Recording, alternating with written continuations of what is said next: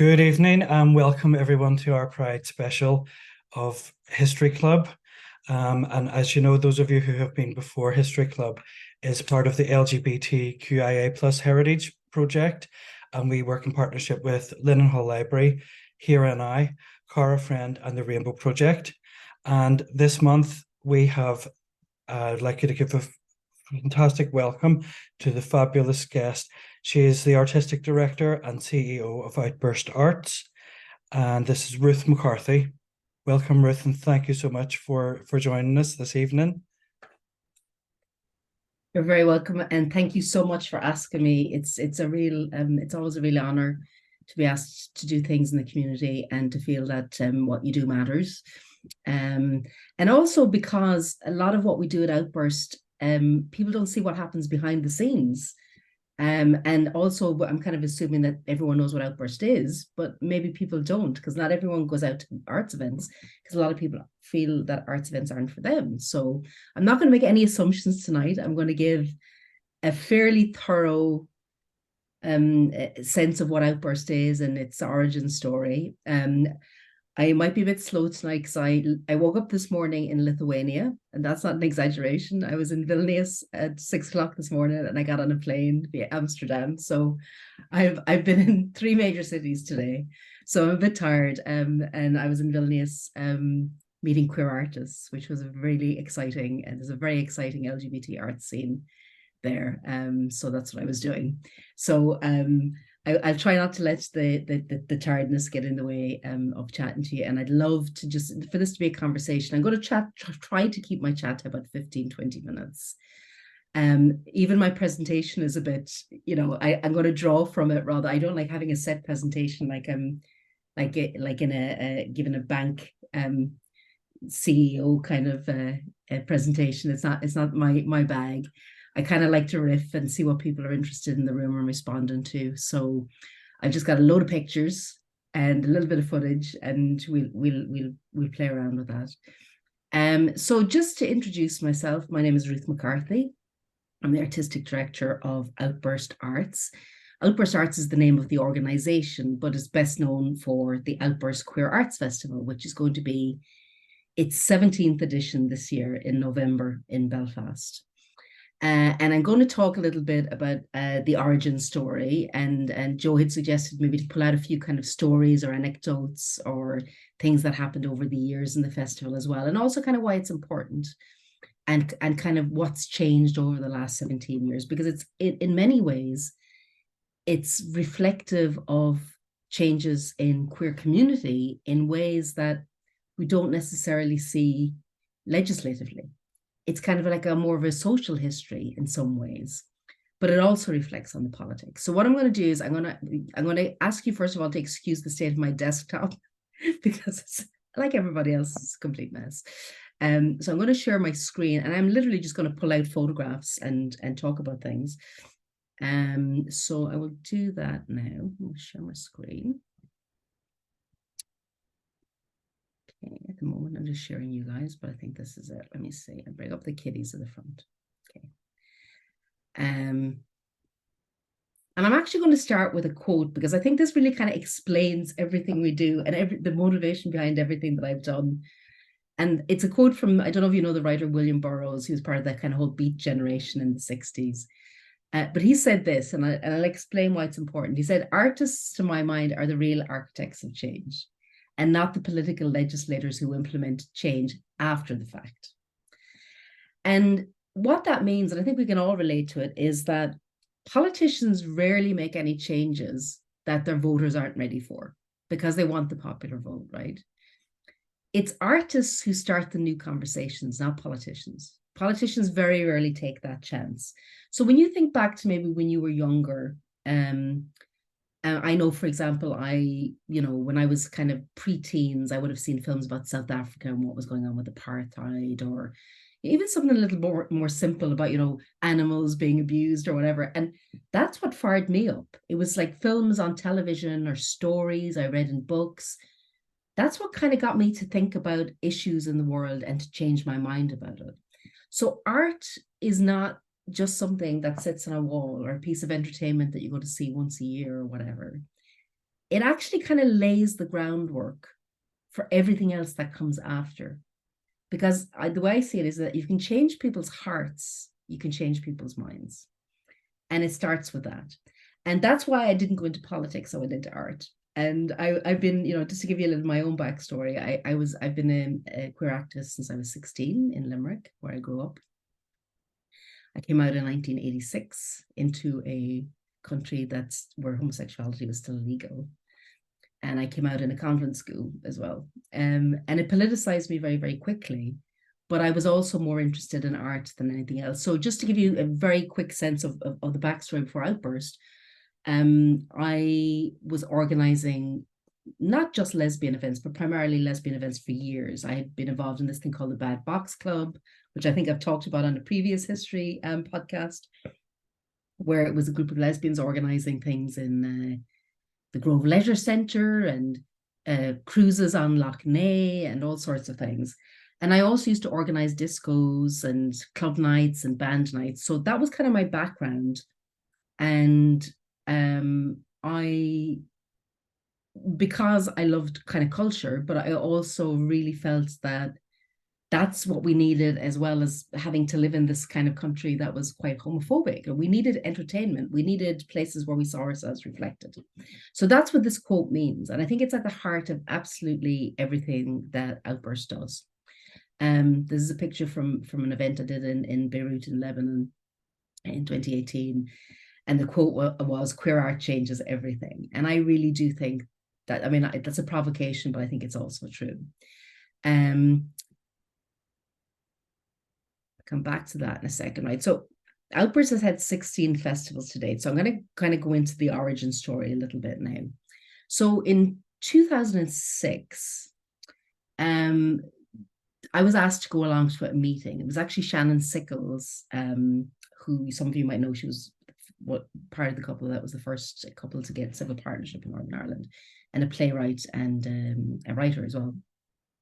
And Shannon got a gang of people together and said, let's see if we could put on an arts festival, like an LGBT arts festival. And it was a really mixed bunch came along to the first meeting. It was about maybe 15 people. There was performers. There was a couple of people I think who were working in the Lyric Theatre. There was community activists. There was people from Queer Space. There was people from lots of different types of backgrounds, because it was really just a very open meeting. I had just quit my job at the BBC at the time. I was a TV producer, and I went along. I think I was taking a few months out to just try and figure out what I wanted to do with things. And I kind of went along to it because I thought this is a great idea. And I think the idea behind it was that anything we saw of ourselves was usually in defense of something awful that the DUP or somebody else had said about us. We were like, other than the gay bars, there wasn't really anywhere else to go. It was like, well, what happens if we just create this like festival? And we didn't think of it beyond year one. We just thought a festival. And local artists and whatever, and we put something on. So we had this meeting, and there was lots of energy around it, but nothing really happened. But then Shannon got back to us all and said, look, I've put in for a small grant with the Lesbian Line through Cara Friend to put on this festival, because we weren't an official group at the time. So in order to do that, we had to kind of go through a legit organization. So in fairness to Shannon, she herself, and I think it was Mairead and Lesbian Line, managed to get about 10 grand from the Awards for All, which the Arts Council used to do at the time. And we got the grant. It was like, oh, right, we're going to put on this festival. And the reason the festival ended up being on in November, because people often ask me this, like, why did you put it on in November? Is it because, there's nothing on in the winter and you've got Pride in the summer? And the true answer is that I think we got the grant at the start of the year, and we wanted the longest run-in we could get, because we needed time to make it happen, because it was run voluntarily by just a big collective of people. So we put it on in November because it was too late to put it on in December, because everyone would be up to high do with Christmas. So the first festival was run, I was the only person employed. I was given, I think, £1,000 as the admin person. But because I had a background in organizing, and because I had been a producer at the BBC, I was quite good at organizing things, and I knew how to organize events. So there was a committee that put it together, but I kind of did most of the organizing, the practical organizing. And it was a very small festival. This is the brochure. All of our brochures are online on the website, by the way. We've digitized them all, so you can see every event that we did over the years in the festival. But this was it, and there was about maybe maximum about 20 events. There was films, there was a wonderful theatre production called Pigtails, which was a very early play about gender dysphoria from the wonderful Julie Mack. There were writing workshops, there were drag workshops. There are very few pictures of that year, but I'm going to drag up a few of them. This was the Drag King workshop. So this is 2007, by the way. So we had our first meeting in 2006, but this was 2007. So this is our Drag King workshop. This was the wonderful David Hoyle. This was the first, like, David has played in many outbursts since, and he's a bit of a favorite, but he played at the very, very first one. He was the only person from across the water, really.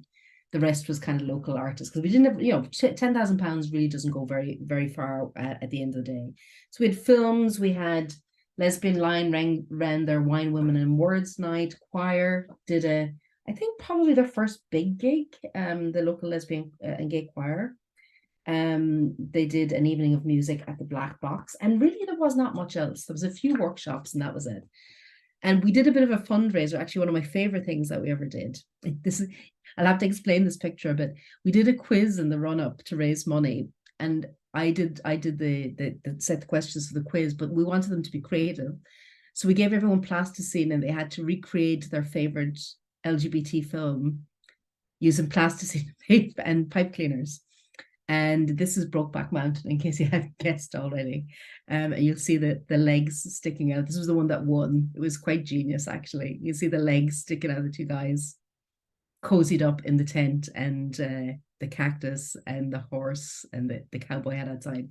People were just really loving the chance to be a bit more creative in their thinking, and it was a real community venture. People loved it, and it was a far bigger success than we ever thought. People were just dying for something a bit different. And what was lovely about it as well is that it was intergenerational. It was because it wasn't all just based on going out for the night, like the pubs or the clubs or the bars. There was something else happening. It created a space to chat. It created a space to share ideas that weren't just, isn't it awful what the DUP said about us yesterday? Or, we're still, reeling, I suppose, really from the AIDS crisis at that stage. We were, 10 years from the really heart of the worst of the AIDS crisis.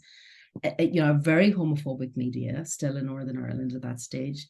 Blood ban, didn't have marriage equality or any of that stuff. So this was like a space that people were hungry for, where we could play and maybe make it about ourselves, for a change, rather than having to be a service like the LGBT services needed to be. It was more of a play space. So it very quickly grew over the next few years, again, with very little money. I think in the second year, we actually had less money. We had only about $5,000 or something like that. And it was like between 5 and 10 grand we had for the first 3 or 4 years. And we did all sorts of stuff. Like you'll see here, we put together an outburst football team from artists and local people and played one of the local women's football teams. And it was hilarious because the outburst team ended up winning against a team that had some of the national players on it, but we had a very, very good coach, I have to say. But so we were still arts, and it was mostly like artists and actors and stuff coming to the football match. It was hilarious. All I remember is one of the gay guys, I think it was his first ever football match. They just shouted at this woman, you with the red hair, kick the ball. It was just very, very funny. There were just so many moments like that. And it was just, at this stage, we were still just getting our money through Carfriend or whatever. But in 2010, we became a charity, and we became a company limited by guarantee, so that we would try and get a bit more money. And we did. And I was able to be employed part-time. I was working 2 days a week, but I was actually working 5 days a week, but I was being paid for 2 days a week. But I had decided that I wanted to throw myself into this, because I really could see the difference that it was making. To set some context as well, just to say that it wasn't that wasn't the odd kind of gay play or, workshop or something on in the city at the time. The MAC might have something, or the Lyric might have something, but it'd be like once a year. And usually, to be honest with you, it was quite grim. There was usually someone died, or it was somebody, it was one of the harder stories, often still, because that's the type of work that was going on. I mean, you get the odd exception, like, Gay Sweatshop, who came to the Royal Opera House, and or not the Royal, the Grand Opera House, and did really wonderful queer dance performances, but it was few and far between. So the context we were working in when we started is very different now. There was very little out there, and traditional venues or mainstream venues didn't want to really touch queer work. It was still very controversial. I mean, the DUP picketed the time that the Gay Sweatshop, who were from England, they were a very famous early gay theatre company in the 80s. Like, they picketed. So, I mean, places were afraid, and also were very conservative in a lot of ways, and didn't know of audiences that would turn off their audiences. So we were creating a space where people could do this. And the more successful, I think, and I don't just think, I'll actually pull up a quote here from Richard Wakely, who's the artistic director of the Belfast International. He said, without the groundbreaking work that Outburst has done, we would not be able to confidently present work like this. And he was talking about the queer work that was in the new program by the Lyric. And I think this is the thing. I think people in Northern Ireland actually want stuff that's a bit different. They want, they're up for it. But I think sometimes we're afraid to take a chance. So it sometimes takes someone's, doing something before others take a risk. So I think one of the things that I'm proudest that Outburst has done is it's almost given permission to the venues to go, this works. People love this. You can do it. You can program this and no one's going to die. Ceiling's not going to fall in. And in fact, you will bring new audiences to the work. So I'm very, very, very proud that we've done that. There's so much to say about Outburst over the years, because we have had, as I said, 16 programs. I mean, I have them all in the box there. This is the first time we ever used our famous kitties in 2013. I came up with this. I did all the graphic design from this year onwards. I came up with this because I thought it was a really, it kind of alluded to Northern Ireland with the balaclavas, but kittens are really cute. And I thought this is very indicative of what we want to do. We want to kind of slightly scare people, but give them a cuddle. And we don't want to put people off, but we don't want to be scared of saying the things that need to be said. So these guys have kind of become a bit like our logo, our kind of brand as such. And it just came from me messing about on the computer one evening, as I do with the kitties. Yeah, there's a lot that I'm proud of over the years. I mean, just to say as well, when we remained a kind of, I won't say collectively run, but we remained a committee until about I think probably around this time, around 2013, when we really had to start thinking seriously. We want to get more funding. We need to have like a proper board, and we need to have we need to be thinking about other avenues of funding, because arts funding in Northern Ireland, just to set that context as well, funding for the arts in Northern Ireland is something like £4 a head in comparison to like £14 a head in the south, and in parts of England like £17. So it's very badly funded. So we had to kind of be very strategic if we wanted to continue this. It was really taking off. And just to say as well that it wasn't just local people, and local artists were starting to go, I want to make work for this. Now that this exists, I want to make work for it. You started to find that artists in England and even New York and other places who were performing for years, they wanted to come and perform in Northern Ireland because the context here, like when they performed here, they said they felt it mattered. And they love Northern Ireland audiences because they say, people soak it up and they really respond to it. Whereas like, in London, they get everything. New York, they get everything. It can be all quite cool. Here, it really matters to people, and it really kind of informs a kind of a conversation. So that's kind of partly how it grew, was because it just started getting a reputation for being this space where I think local artists could come and make work and try things out and experiment. And it didn't always have to be the sad story. We didn't shy away from dealing with difficult issues, but we also give space for playfulness, and we also give space for people to, make in-jokes and not always have to be talking to like an audience out there. I'm going to pull up a few things over the years that we've done that we're proud, that I would say that, we're probably proudest of, but there's so much. There's so much. Like every year at the festival, there's 10 stories that I could tell. And maybe for our 20th anniversary, Joe, we can talk about doing a big special or something like that. But there's a few things. Okay, so I'm gonna pull this up here. We did this project called We Are Human. I can't remember this year, but it probably was about 2013 actually. I think this was the first trans project ever. When I started trying to work with trans community, I'll set some context. It's quite horrifying. The third year of Outburst, which would have been 2009, I wanted to try and organize with trans community, and the only trans meeting space was the psychiatric unit at Knockbracken Healthcare Park. And I had to go up and be buzzed into the meeting that was on. That was 2009. And I was determined. I was like, this is ridiculous. Like, because it was the gender dysphoria clinic, and it was the only place at the time where there was proper like group meeting for specifically trans people. And so we put on a kind of a cabaret that year in the Black Box of people just telling their stories. And it was very basic, but it was like a first. But another first we did this year was we got Anne Ramsey, who's just a community photographer, and you'd be around photographing all the events. Anne took photographs of trans folks and asked them how they wanted to be photographed. So this is Kira wanted to be photographed without her wig, but holding her wig. And instead of having an exhibition in a gallery where only certain people will go to it, we bought bus stop advertising space. And we put, and it was, I didn't realize how cheap it was. At the time, it was like 200 quid for 2 weeks for one post. So I think we bought 4 posts, and each of them had a photograph of a trans person on it. I'm really proud of that because it was a trans-led project by trans people for trans people. And I think that was the first time that had ever happened in the city. And it was visible at bus stops. You'll see there, that's down near Duns. Another one I'm very proud of is the first ever queer event in the Ulster Museum, where David Hoyle in 2014 gave his fake tour of the museum. You can actually see a video of that on our website. It's quite fabulous. And we love David. He's been around for years. If you don't know David, you should check him out sometime. And because of that event, that was the first event they did. That's kind of started a conversation with the museum about queer content and about visibility of LGBT lives.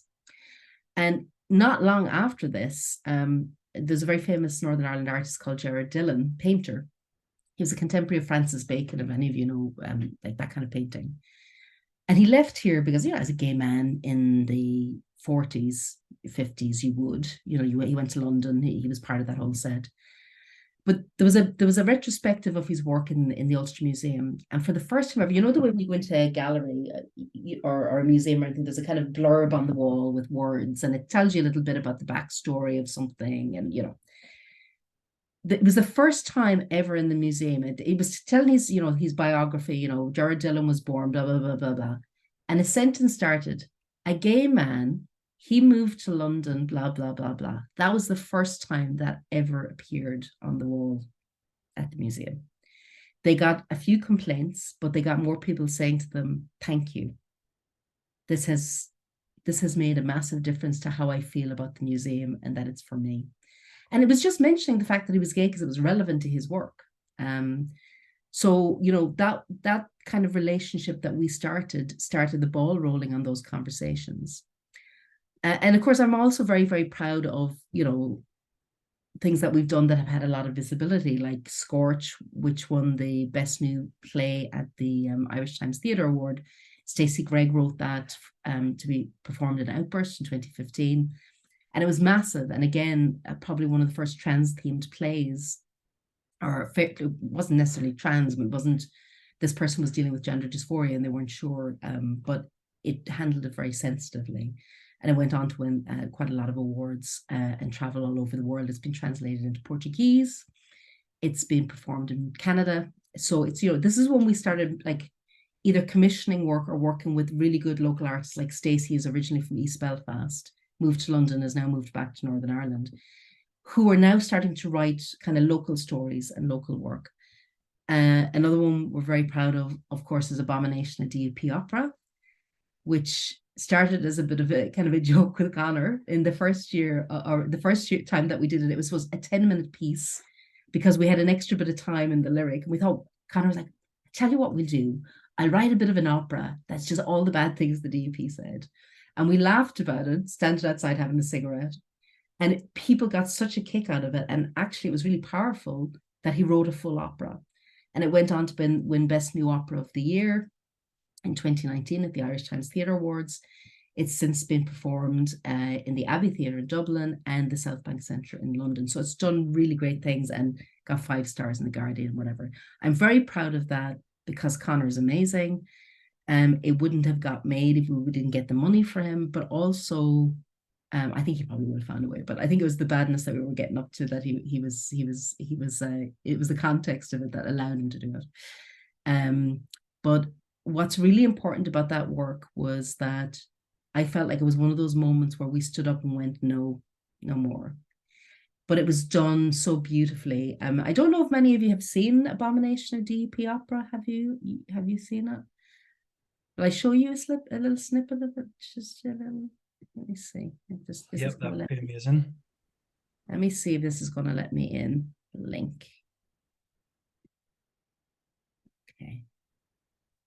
There's a particular bit that's really quite good. So I'll this was filmed and shown during lockdown, and we had 7,000 viewers on one night from 18 countries around the world. People dressed up and everything, and did opera for the night. So basically, for those of you who don't know what this is, Conor collected everything that the DUP had said about LGBT people and used it to make an opera. There isn't a word in the opera, there isn't a word song that hasn't come out of the mouth of a DUP person.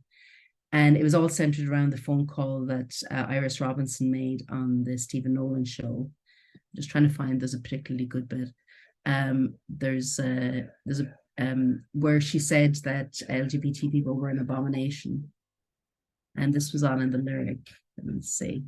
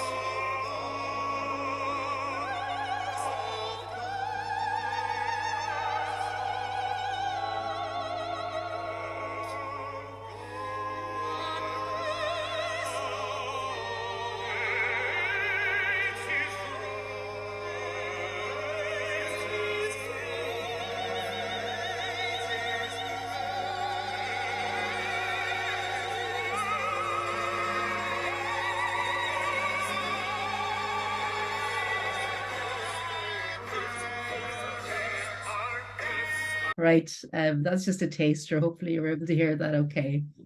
I mean, that was it was an hour-long opera, sold out 5 nights in the Lyric, and as I said, lots of other places since. And I don't think we can say that we brought down the government, but I think we kind of, it was an empowering moment, I think, for the community, where, as I said, we put those words, it was like the whole idea was to just mirror those words back, put them all together and go, this is what you're saying to people.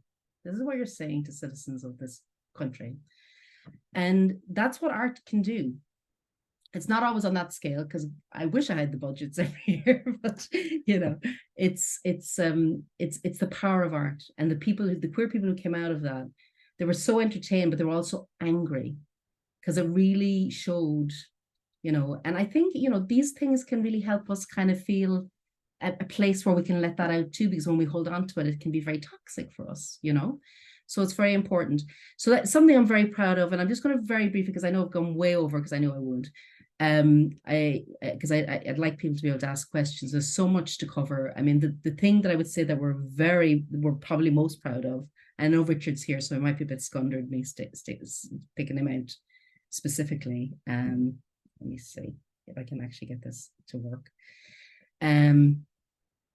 What I'm most proud of is the space that Outburst has given for local people in Northern Ireland to tell their stories and actually grow their practice as artists. And Richard's a really good case in point. We've done 4 shows now with Richard, and I'm so proud of the space, because we haven't done the work. It's Richard, and we don't do the work. It's the artists. I didn't write the opera. It was Conor Mitchell. But what we do is we create the space for those folks to do it. And I am so proud of what the artists in this place have achieved with so little support, and have shown that this place is a world leader, which just brings me very quickly to, well, I want to talk about the international work we do, but because we were doing so little, or so much on so little money, and because the time that Outburst was first started, we were seen as the most homophobic country in Western Europe, remember, which the honor has now just gone over to Poland, who we're working with at the moment. But, you know, because of that, because artists here were making amazing work in this context, we got a lot of support from British Council and other kind of cultural agencies to work with other places that were dealing with similar stuff. So, for example,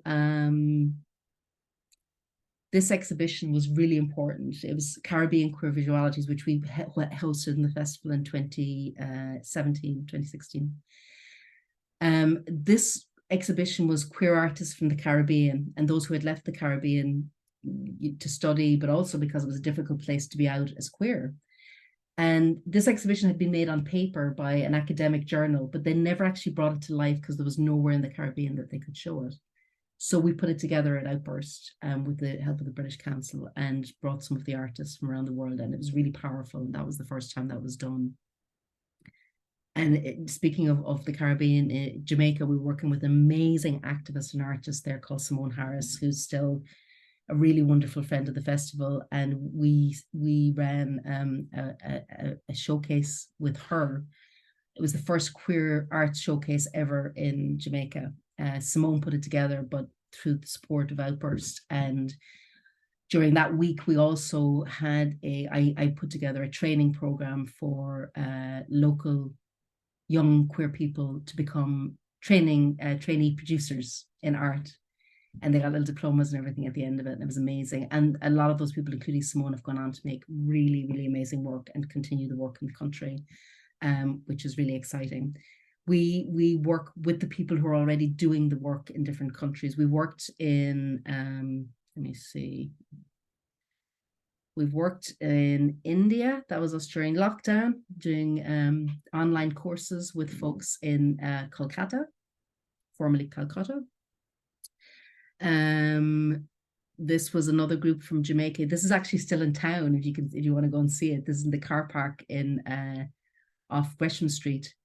During lockdown, we wanted to get money over to some of our artist friends in Jamaica, so we gave them money to make this photo shoot, and then we blew it up really large and put it on the side of a building in Belfast, so that we had outdoor art when people couldn't be indoors for COVID. And lovely Simona Topo, which is one of my favorite events that we ever did, was a children's puppet show from Peru that we brought over here as well. We've worked in 30 countries to date. A few of those have set up kind of festivals based on Outburst model, which is really exciting. We currently have 10 partnerships live in Nepal. I'm just about to start a course with artists in Nepal, teaching them online. And then there's a gang of them coming over to Outburst this year, which is very exciting. We have really good ongoing relationships in Brazil and Argentina. I'm starting to work in Poland, France, Germany, And I'm just back from Lithuania, and hopefully there'll be a gang coming from there this year, as well as Turkey, which is in a very difficult situation at the moment with the government getting back in, whose first speech, their president's first speech was basically that he was going to wipe out LGBT organizations. So we like to work with artists and support activists who are doing work in very difficult circumstances. And also, of course, Ukraine. We'll be supporting artists from Ukraine again this year. So, I mean, there's so much more I could say about Outburst. The last thing I'll leave you with is that, yes, we have changed a lot over 17 years because so has Belfast. You know, a lot of the work that we did earlier on, like workshops, like, you know, just places for people to express themselves. Places like the MAC now can do that. Places like, you know, and some of the LGBT organizations are doing a lot more art stuff because they know that that really helps people to express themselves, and it's very good for mental health and well-being. So what it frees us up to do now that other people are doing that work is to start making work that's more ambitious and that says the things that maybe LGBT organizations can't say, because they still have to work every day with the government to try and change the laws. So that's the thing I'll leave you with, is that art can often be the space where we can say the thing that needs to be said next, because those who maybe are working, have to work with the government or advocacy organizations and like that, they often can't. Like, they wouldn't have been able to do Abomination, but we got away with that. Do you know what I mean? When I say get away with it, we were, you know, we could be cheeky. If the Rainbow Project does something like that, it could, you know, it could have very serious consequences for, not that they, you know, they push the envelope as much as they can, but they still have to work with government and they have to compromise.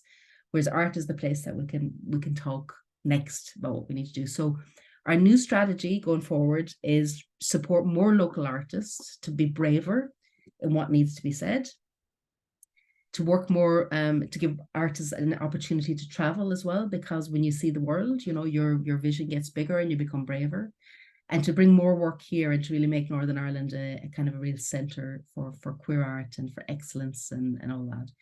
So, I mean, there's so much more I could say, and I've probably forgotten a million things, but I would be here all night.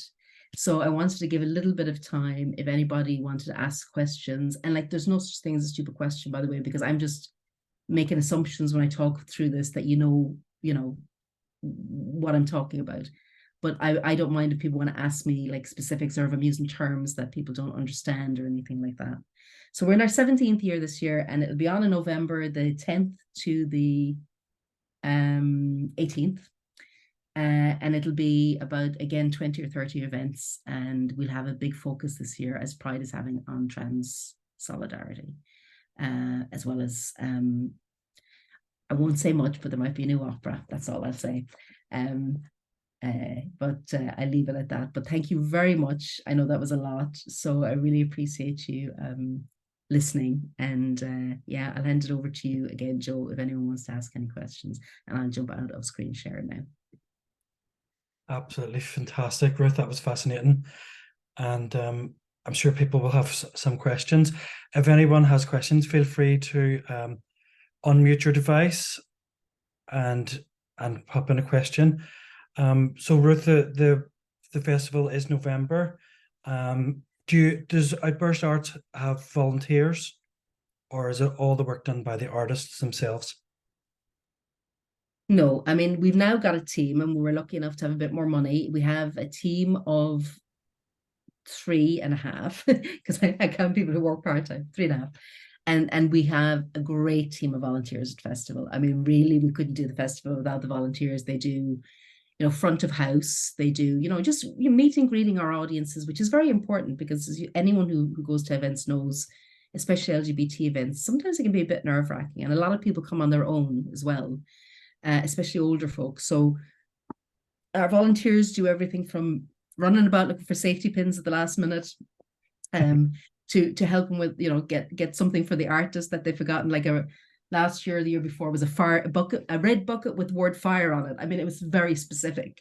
And it's a great fun team to be part of, and you know, obviously you get to see events as well, so it's quite nice. But yeah, absolutely, our volunteers are, I mean, so the team of 4 to carry off that many events, it's a lot. I mean, we obviously work with the venues as well, and they have their teams in a lot of them, but you know, like events of the Black Box and stuff, we usually bring our own team. So We always love having volunteers, and we usually put the call out, Joe, around the end of September, because people are getting into the autumn mode and kind of, summer's over and everyone's back to school and all the crack. So yeah, so we very much welcome volunteers. And community is still at the heart of all we do. I mean, we're focusing more on artists, but artists are everywhere. Artists are the community, but it's not to say that there's going to be a lot of talking spaces, for example, this year, because I think there's a lot of we need to be talking about at the moment, especially intergenerationally. And we love people getting involved. And it's not, I just want to say another thing about art is that a lot of art spaces, and people talk about art, if that's not your background, sometimes it can be a bit intimidating, or you think like opera, like I wouldn't go to, like there's an awful lot of nonsense around art. Ignore it, because when you finally get in the door, you'll have a great time. It's for everybody, and it's for you. And I don't come from a background where like we went to art exhibitions or whatever. That's not my background. It's just that's what I end up loving, and it's about stories at the end of the day. So don't ever be intimidated from getting involved or going to shows or whatever, because it's always, I think, very welcoming. I'd like to think so anyway. So great. So any questions? Just check the chat here. Hi, Joe. Can I say thank you, Ruth, for your kind comments, and just to pick up on what you were saying there about bringing people into the arts. In 2016, I turned up at a workshop with Outburst advertised for people who had never performed before, and having never been on a stage before, within a few months. So coming from someone who had no background in the arts and attending an Outburst workshop for people who wanted to get involved in the arts, I think it was called 10 by 10. Within a few months, 3 of us were actually on a small stage in the Barracks Theatre, which was for me the first iteration of There's a Bishop in my bedroom. So Outburst has supported some people who've never had a background in the arts to actually get involved and make a contribution. And I don't think that's done by other festivals. They might have a token artist in residence or something, but the amount of work that Outburst does to support young and new artists is remarkable, and I certainly benefited greatly from that, and I know that's something that Outburst are continuing to do. Great. So Outburst really creates artists through that process. Oh, and now I think Richard created himself, in fairness, and he did a very good job. But I think I think it's about permission, isn't it? Like for all of us, it's like, yeah, we like to think that we're together or whatever, but like, most of our lives as LGBT people, we've been told we can't have this, we can't have that. And that's just even before you go to like everybody being told, oh, you'd never be good enough to write a book. Everyone says, oh, I've got, I'd love to write a novel or a short story, and you never do. And sometimes all it takes is someone going, well, why not? Because I guarantee you that most novelists who've written anything of any worth, or most actors or whatever, were in the exact same position as you. Now, not everyone's got innate talent, and Richard's a natural born storyteller of like 3 generations or 4 generations or whatever it is, a storyteller. So there's probably some genetics in there as well. But it is a lot as well, I think, about, we don't have many places as LGBT people where people really believe in us. So we need to create those spaces ourselves in the community. And, maybe we have it once a year with Pride, and, it comes out, and, everyone comes out, and there's workshops, and there's, events, and there's other things throughout the year as well, of course. But I think we really need to keep encouraging each other to tell our stories, whatever form that is. That can be in a song, it can be in a theatre performance, it can be in visual art, it can be whatever it is. And also to just get out the door and go to things, because you don't have to be an artist. Not everyone has it in them, or is interested. But actually to just have those conversations after you see an event, that's important as well, because you're contributing to what the artist will make next. I mean, Conor went on to make Mass, which was this amazing piece with the Ulster Orchestra, which was like an actual classical music mass. That was so beautiful. But he did that because he was totally emboldened by the response that Abomination got. So like audiences, like I don't see any separation with like artists are here and we're here. Like we're all in this together. Artists need audiences and audiences need, like we all create work together. And Richard would tell you that as a performer, the vibe that you get in the room is like, you know, I've seen Richard perform in rehearsal when there's 2 people in the room, and then it completely changes when there's 30 people in the room or 70 people in the room. So we all have a part to play in art, whether we're the artists on the stage or the audience, and having the conversation about it in the pub afterwards, you know. So yeah, so not all of us unfortunately are lucky enough to be talented, I think, in that way, innately talented, but everyone can have a go, I think. Yep, and everyone can be part of the audience, and that's probably the best way to support the festival, Ruth, is it, for people to make sure that they come along to some of the events in November?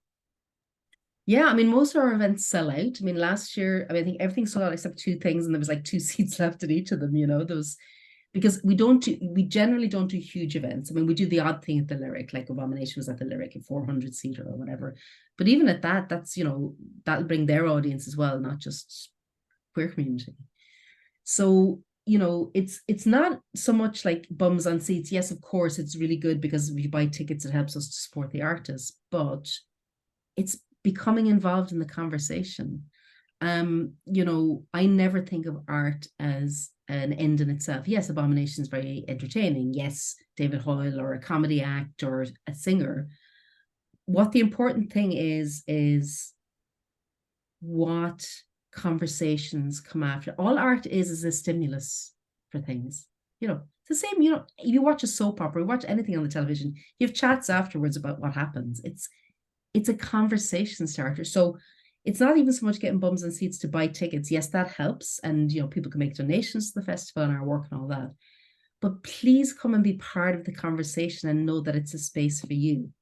And you might not like everything in it. I mean, we do put on some wild, weird stuff sometimes that, you know, some people might not like. I love that, you know, but even at that, isn't it great to be exposed to something new in life? And when, you know, there's so, you know, everything can be very repetitive, especially after the COVID crisis and stuff. So the best way that you can support Outburst is make it like the space that it is, because it's not me. I mean, I fundraise and I, you know, try and put it together, and I try and make the relationships happen with the artists and all that.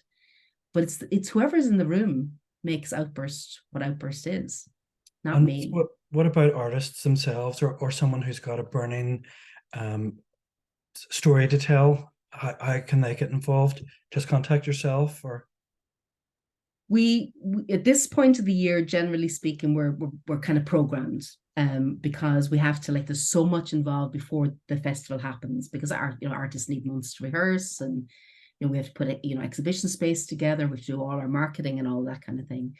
And it's different than Pride that way, in that Pride, people organize events individually and then they just go into the brochure. Like, we're doing all of the events, so it's a lot of work. So at this time of year, there's usually not as many opportunities to get directly involved, but at the festival itself, there might be workshops. And a lot of people end up making work by starting to come along. As Richard said, he got involved in one of the initiatives that we did, where he just was telling a story or getting involved in a workshop. And then we have what I call a pipeline. I know it's not a very human term, but pipeline, like, you start here. You have to say every journey starts with one step, as they say. So start here. And then maybe next year there's, like, get involved in one of the development programs, or not even just ours. I mean, like I said, the stuff happens at the MAC, there's stuff happens at the Lyric. If you're really interested, we also have clinics where I have a calendar, and I have like 16 half-an-hours that I give over each month, where you can book a date to have a conversation about what it is that you want to do. And I'm always very happy, either me or one of the team, because, you know, if it's about writing, Micheál is the person. If it's about filmmaking, Caleb will be the person, because he's a filmmaker. So, you know, if like, we're working more and more, as I said, with professional artists, because there's so little money about that. We want to pump our money into people who really need to keep making art, and they need to keep a roof over their heads. But there will always be spaces in the festival where you can get involved in a conversation, you can come and make something, And there's artists often bring people in on their work, you know, to do a small bit of something or other. Start by volunteering, you know, get to see the landscape, get to meet other people, other artists. That's another thing that happens. A lot of our volunteers end up having chats, and before you know it, there's a play. That's happened twice now, you know, and that's the best way to do it, you know. It's because you're having crack, you know. So yeah, that's, you know, there's always ways to get involved. But yeah, you can get in touch. Fantastic. And that last question was from Adele. Thank you. Any more questions before we finish up? No. Okay. Well, all that remains is to say thank you, Ruth. That was absolutely fantastic presentation. I think everyone really appreciated and enjoyed that.